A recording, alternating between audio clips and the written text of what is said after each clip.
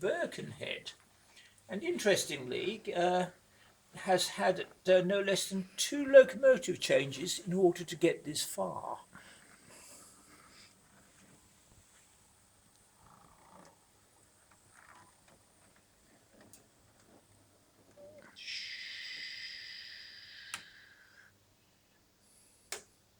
Informed people will realise that that signal is clearly in the wrong position.